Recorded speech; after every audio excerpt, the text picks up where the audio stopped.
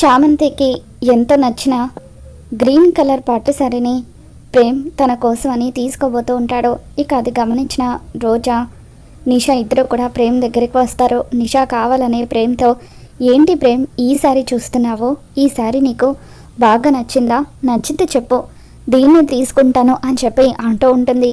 దాంతో చచా అదేం లేదు, ఈ సారీ నాకు అంతగా నచ్చలేదు, అటువైపు వేరే కలెక్షన్స్ ఉన్నాయి కదా అవి కూడా చూడు అని చెప్పి ప్రేమ్ నిషాకి చెప్తూ ఉంటాడు. ఇక దాంతో రోజా నిషా ఇద్దరు కూడా అక్కడి నుండి వెళ్ళిపోతూ ఉంటారు. ప్రేమ్ అక్కడున్న సేల్స్ బాయ్తో, ఈ శారీని పక్కకు పెట్టి ఉంచండి, నేను మళ్ళీ వచ్చి తీసుకుంటాను అని చెప్పి అక్కడి నుండి వెళ్ళిపోతాడు. మళ్ళీ రోజా నిషా ఇద్దరు కూడా వెనక్కి వస్తారు. కొన్ని శారీస్ని తీసుకున్న తర్వాత వాటికి బిల్ పే చేసి నిషా కావాలనే చామంతి దగ్గరున్న బాస్కెట్లో పట్టు చీరని వేసేస్తుంది. ఇక దాంతో చామంతికి ఆ విషయం తెలియక తన దగ్గరున్న బాస్కెట్ని పట్టుకొని వాళ్ళు షాపింగ్ చేసిన కవర్స్ అన్నిటినీ కూడా పట్టుకొని షాప్లో నుండి బయటకు వచ్చేస్తూ ఉంటుంది. అలా చామంతి చంద్రిక ఇద్దరు కూడా బయటకు రాగానే అక్కడ సెక్యూరిటీ వాళ్ళ దగ్గర బజర్ మోగుతూ ఉంటుంది. ఇక ఆ సౌండ్ వినగానే చామంతి చంద్రిక ఇద్దరు కూడా కంగారు పడిపోతూ ఉంటారు. మేడం, మీరేదో ఐటమ్ని బిల్ పే చేయకుండా తీసుకువెళ్తున్నారు, ఒక్కసారి మిమ్మల్ని చెక్ చేయాలని చెప్పి సెక్యూరిటీ వాళ్ళు చామంతిని చంద్రికను చెక్ చేస్తారు. ఇకప్పుడు చామంతి దగ్గరున్న బాస్కెట్లో 35,000 రూపాయల పట్టు చీరను తను తీసుకువెళ్తూ ఉండడంతో, ఏంటి మేడం ఇది 35,000 రూపాయల చీర, దీనికి మీరు బిల్ పే చేయలేదు అని చెప్పి చామంతిని అక్కడున్న సెక్యూరిటీ ప్రశ్నిస్తూ ఉంటాడు.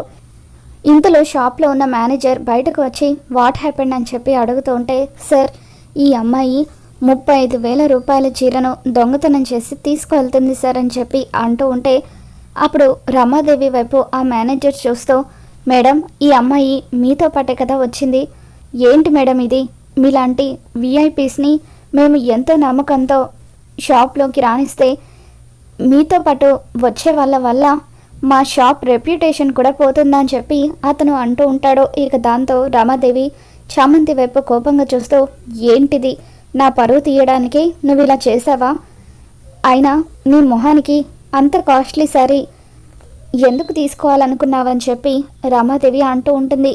పని మనిషిలాగా ఉండు, అంతేకాని మా స్థాయికి ఎదగాలనుకోకు అని చెప్పి రమాదేవి అనడంతో అప్పుడు చామంతి, అది కాదమ్మా, ఈ చీరను నేను అసలు తీసుకోవాలని అనుకోలేదు అని చెప్పి అంటూ ఉంటే, అప్పుడు రోజా రామాదేవితో, అత్తయ్య, ఇందాక ఈ చీరను చామంతి కట్టుకోవడం నేను చూశాను, అంత కాస్ట్లీ సారీ తను ఎలాగో ఈ జన్మలో కట్టలేదు, అందుకే అది కావాలనిపించి దొంగతనం చేసిందేమో, ఇటువంటి చీప్ మనుషులు అలాగే చేస్తారు, మనతో పాటు వచ్చినా కూడా దీని బుద్ధులు పోనివ్వలేదు అని చెప్పి రోజా అంటూ ఉంటే, అప్పుడు రమాదేవి చామంతి చెంప పగలగొట్టబోతూ ఉంటుంది. ఒక్క నిమిషం ఆగమ్మా, చామంతి ఏ తప్పు చేయలేదు అని చెప్పి ప్రేమ్ తనని కాపాడుతూ ఉంటాడు. ప్రేమ్, నువ్వు ఊరికూరికే దాన్ని వెనకేసుకొని రాకు, దీని సంగతి నీకు పూర్తిగా తెలీదు, అసలు ఇది షాపింగ్కి వచ్చిందే సందు చూసి ఏదో ఒక వస్తువుని దొంగతనం చేయాలని అని చెప్పి రమాదేవి అంటూ ఉంటే, చామ్ అటువంటి మనిషి కాదు అమ్మా అని చెప్పి ప్రేమ్ అంటూ ఉంటాడు. ఇక దాంతో కళ్ళ ముందు సాక్ష్యం కనిపిస్తున్నా కూడా ఇంకా దాన్ని వెనకేసుకుని వస్తున్నావేంటి ప్రేమ అని చెప్పి రామాదేవి అంటూ ఉంటుంది. ఇక దాంతో ప్రేమ్, ఒక్కోసారి మన కళ్ళు కూడా మనల్ని మోసం చేస్తాయమ్మా, ఇక్కడ షాప్లో సీసీటీవీ కెమెరాలు ఉన్నాయి కదా, ఆ సీసీటీవీ కెమెరాలు చూస్తే చామంతి దొంగతనం చేసిందో లేదో ప్రూవ్ అవుతుంది, అనవసరంగా ఎందుకు తన మీద నిందలు వేయడం అని చెప్పి ప్రేమ అంటూ ఉంటాడు. ఇక దాంతో రోజా నిషా ఇద్దరు కూడా టెన్షన్ పడిపోతూ ఉంటారు.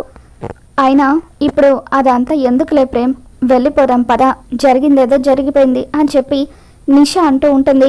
అవును ప్రేమ్, వదిలేసాయి, ఇటువంటి వాళ్ళ కోసం మనం ఎందుకు టైం వేస్ట్ చేసుకోవడం అని చెప్పి రోజా అంటూ ఉంటే, లేదు వదిన, చామంతిని అందరూ కూడా దొంగలాగా చూస్తున్నారు, తను తప్పు చేసిందో లేదో ఇప్పుడే నేను నిరూపిస్తాను అని చెప్పి ప్రేమ అంటూ ఉంటాడు. చామంతి ఎంతగానో బాధపడుతూ ఉంటుంది. వద్దు చామ్, నువ్వు బాధపడద్దు, నువ్వు బాధపడుతూ ఉంటే నేను చూడలేను, ఎలాగైనా సరే నువ్వు నిర్దోషివని నేను ప్రూవ్ చేస్తాను, నీ మీద నాకు నమ్మకం ఉంది అని చెప్పి ప్రేమ్ మేనేజర్తో, సార్, మీ షాప్లో ఉన్న సీసీటీవీ ఫుటేజ్ ఆపరేటర్ రూమ్ ఎక్కడా అని చెప్పి ప్రేమ్ అడుగుతూ ఉంటాడు.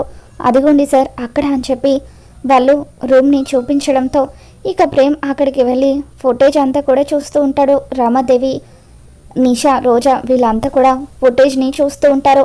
ఇక అప్పుడు ఆ ఫుటేజ్లో చామంతి కవర్స్ పట్టుకొని అక్కడి నుండి వెళ్ళిపోగానే నిషా బాస్కెట్లో కావాలనే ఆ శారీని వేసి చామంతిని వెనక్కి పిలిచి, ఇదిగో చామంతి, నీ బాస్కెట్ మర్చిపోయావు అని చెప్పిన విషయాలు ఇదంతా కూడా సీసీటీవీ ఫుటేజ్లో రికార్డ్ అవుతుంది.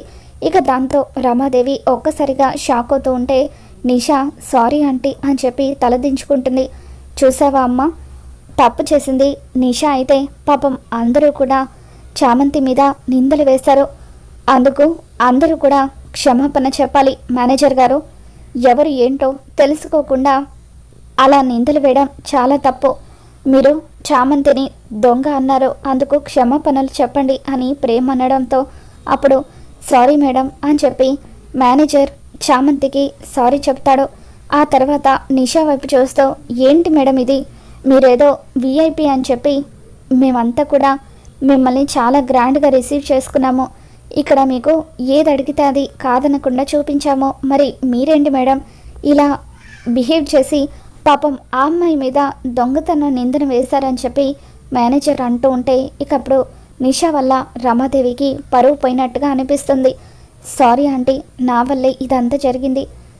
చామంతి ఆ చీర కట్టుకొని కావాలని ప్రేమ్కి దగ్గర అవ్వాలని చూసింది. అందుకే అదంతా చూడలేక నేను ఇలా తన మీద దొంగతనం నేరం వేద్దామనుకున్నాను అని నిషా అనడంతో ఇక అప్పుడు చామంతి, అమ్మ చూడండి, మాకు డబ్బు లేకపోవచ్చు కానీ ఉన్న దాంట్లో సంతోషంగా ఎలా బతకాలో మాకు బాగా తెలుసమ్మా.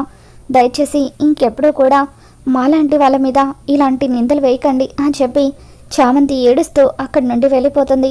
ఇక రమాదేవి, చూడు నిషా, ఇంకొకసారి ఇటువంటివి ఏదైనా చేసేటప్పుడు నాతో ఒక మాట చెప్పి చెయ్యి. అనవసరంగా ఇలా బయటకు వచ్చినప్పుడు నా పరువు తీయొద్దు అని చెప్పి నిషాకి రమాదేవి వార్నింగ్ ఇస్తుంది. అందరూ కలిసి ఇంటికి వచ్చేస్తారు. ఇక తర్వాత రోజు ఉదయాన్నే చామంతి కాలేజ్కి వస్తుంది.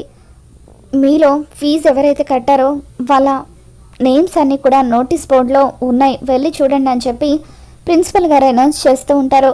చామంతి వచ్చి నోటీస్ బోర్డు చూసుకుంటుంది. ఇక అందులో తన పేరు లేకపోవడంతో ఇదేంటి, అయ్యగారు ఇంకా ఫీజు కట్టలేదా, అయ్యగారితో మాట్లాడదాం అనుకుంటే నిన్న కూడా కుదరలేదు. ఎలాగైనా సరే అయ్యగారికి ఈ విషయం చెప్పాలని చామంతి ఒక దగ్గర డల్గా కూర్చుంటుంది.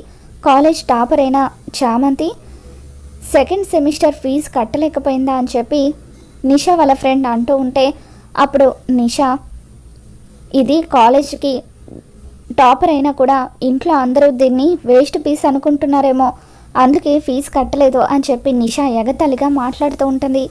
ఎలాగైనా సరే హర్ష బాబు గారికి ఈ విషయం చెప్పాలనుకుని చామంతి ఇంటికి వచ్చిన తర్వాత హర్ష గదిలోకి వెళ్తూ ఉంటుంది. ఇక అప్పుడు హాల్లో కూర్చొని ఉన్న రమాదేవి, ఏయ్ ఎక్కడికి వెళ్తున్నావో, నేను ఇక్కడ ఉండగానే సరాసరి నా బెడ్రూమ్లోకి వెళ్తున్నావేంటి అని అంటూ ఉంటే అయ్యగారితో ఒక్కసారి మాట్లాడాలమ్మా అని చామంతి అంటూ ఉంటుంది. దేని గురించని రమాదేవి అనడంతో అప్పుడు చామంతి సెమిస్టర్ ఫీజు గురించమ్మా అని చెప్పి అంటూ ఉంటే మొన్న డబ్బు కోసం నేను ఒక దగ్గర చెయ్యి చాచను అంటూ బిల్డప్లు ఇస్తూ ఏదేదో మాట్లాడావు కదా, మరి ఇప్పుడు సిగ్గు లేకుండా మళ్ళీ ఫీజు కట్టమని ఆయన్ని ఎలా అడగాలనుకుంటున్నావు? చూడు, నువ్వు ఎంత ప్రయత్నించినా సరే నీ ఫీజు కోసం ఈ ఇంటి నుండి ₹1 కూడా రాదు అని రమాదేవి అంటూ ఉంటే చామంతి ఎంతగానో బాధపడుతూ ఉంటుంది. ఇక అప్పుడు చంద్రిక, నువ్వు బాధపడకు చామంతి, అయ్యగారితో నేను మాట్లాడతాను అని చెప్పి చంద్రిక హర్ష రాత్రిపూట ఒక చోట కూర్చొని బుక్ చదువుకుంటూ ఉండగా చంద్రిక హర్ష దగ్గరికి వచ్చి, మీతో ఒక విషయం మాట్లాడాలండి, పాపం చామంతి ఫీజు కట్టలేదట కదా, సెకండ్ సెమిస్టర్ ఫీజు రేపటి వరకు కట్టకపోతే తనని కాలేజ్ నుండి పంపించేస్తామని అన్నారట. చామంతి చాలా బాధపడుతుంది అని చంద్రిక అంటూ ఉంటుంది. అప్పుడే రామాదేవి అక్కడికి వస్తుంది. చంద్రిక, ఏం చేస్తున్నావు నువ్వు? అయినా నీ పని నువ్వు చూసుకో, ఆ చామంతి విషయాల్లో వేలు పెట్టొద్దని ఎన్నోసార్లు నీకు చెప్పాను, అయినా ఎందుకు పదే పదే దాని గురించి నువ్వు ఆలోచిస్తున్నావని చెప్పి రమాదేవి అంటూ ఉంటుంది. అది కాదమ్మా, పాపం చామంతి ఎంతో కష్టపడి చదువుకుంటుంది అని చంద్రిక అనగానే అదంతా నీకు అనవసరం, వెళ్ళి ఇక్కడి నుండి అంటూ చంద్రిక మీద మండిపడ్డంతో చంద్రిక అక్కడి నుండి వెళ్ళిపోతుంది. చూడు హర్ష, ఆ చామంతికి నువ్వు ఫీజు కట్టడానికి వీల్లేదు. దాని దగ్గర మామూలు బలుపు లేదు. దెబ్బకు బలుపంతా దిగి రావాలంటే నువ్వు దానికి ఫీజు కట్టొద్దు అని చెప్పి రామదేవి అంటూ ఉంటుంది. ఏంటి రమ్మా అలా మాట్లాడుతున్నావో? చిత్రావతి అమ్మకి ఇచ్చిన మాటను మర్చిపోయావా? చామంతి చదువు పూర్తయ్యేంత వరకు తన బాధ్యత మనదే అని చిత్రావతి అమ్మకు చెప్పాం కదా అని హర్ష అంటూ ఉంటాడు. ఇక దాంతో రామాదేవి ఆవిడ వచ్చేమన్నా ఫీజు కట్టామో లేదో చూస్తుందా ఏంటి? అయినా ఆవిడ గురించి మనం ఎందుకో చామంతి ఫీజు కట్టాలని చెప్పి రమాదేవి అంటూ ఉంటుంది. దాంతో హర్ష, రమాదేవి నీకు ఆల్రెడీ తెలుసు, నేను ఒక్కసారి ఎవరికైనా మాట ఇచ్చానంటే ప్రాణం పోయినా మాట తప్పనని, అలాగే చామంతి విషయంలో కూడా తనని చదివిస్తానని మాట ఇచ్చాను. కాబట్టి ఎవరు ఒప్పుకున్నా ఒప్పుకోకపోయినా తన ఫీజు నేను కట్టి తీరుతాను. రేపే కాలేజీలో చామంతి ఫీజు కట్టబోతున్నాను అని చెప్పి హర్ష చెబుతూ ఉంటే రామాదేవి కోపంతో రగిలిపోతూ, ఈ మధ్య ఆ చామంతి వల్ల ఈ ఇంట్లో వాళ్ళకు నా మాట అంటేనే లెక్క లేకుండా పోతుంది. నేనేం చెప్పినా కూడా వినే హర్ష ఇప్పుడు నాకే ఎదురు మాట్లాడుతున్నాడు అని చెప్పి దీన్ని ఏదో ఒకటి చేస్తే కానీ నా ఈగో సాటిస్ఫై అవ్వదు అని చెప్పి రామాదేవి కోపంతో రగిలిపోతూ ఉంటుంది. మరోపక్క చిత్రవతి చంద్రికకు ఫోన్ చేస్తుంది. చంద్రిక, ఏంటక్కడ విశేషాలు అని చిత్రవతి అడుగుతూ ఉంటే జరిగేదంతా కూడా చిత్రవతికి చంద్రిక చెప్తూ ఉంటుంది. ప్రేమ్ బాబు చామంతిని ప్రేమిస్తున్నాడు, చామంతి కూడా ప్రేమ్ బాబుని ప్రేమిస్తుంది. కానీ ప్రేమ్ బాబు చెప్పిన ఒక్క అబద్ధం వల్ల తను ప్రేమ్ బాబుని దగ్గరికి రానివ్వడం లేదు. ప్రేమ్ బాబు ఈ పెళ్లి ఇష్టం లేక తనలో తాను చాలా బాధపడుతున్నాడమ్మా. అమ్మగారికి ఇచ్చిన మాట కోసం ఈ పెళ్లి చేసుకోవాలనుకుంటున్నాడే కానీ చామంతిని మాత్రం తను మర్చిపోలేకపోతున్నాడు. వాళ్ళిద్దరిని చూస్తూ ఉంటే బాధగా ఉంది అని చెప్పి చిత్రవతికి వాళ్ళ ప్రేమ విషయం చంద్రిక చెప్పడంతో అప్పుడు చిత్రవతి, అయితే మళ్ళీ నేను రావాల్సిన సమయం ఆసన్నమైందన్నమాట. తప్పకుండా నేను వస్తాను చంద్రిక. ప్రేమ్ని చామంతిని ఒకటి చేస్తాను, వాళ్ళ ప్రేమని గెలిపిస్తాను. చామంతి ఎట్టి పరిస్థితుల్లోనూ బాధపడకూడదు అని చెప్పి చిత్రవతి చంద్రికతో అంటూ ఉంటుంది. మరి రాబోతున్న ఎపిసోడ్లో ఏం జరగబోతుందో మళ్ళీ మన ఛానల్ తెలుసుకుందాం. ఈ వీడియో మీకు నచ్చినట్లయితే తప్పకుండా లైక్ చేయండి.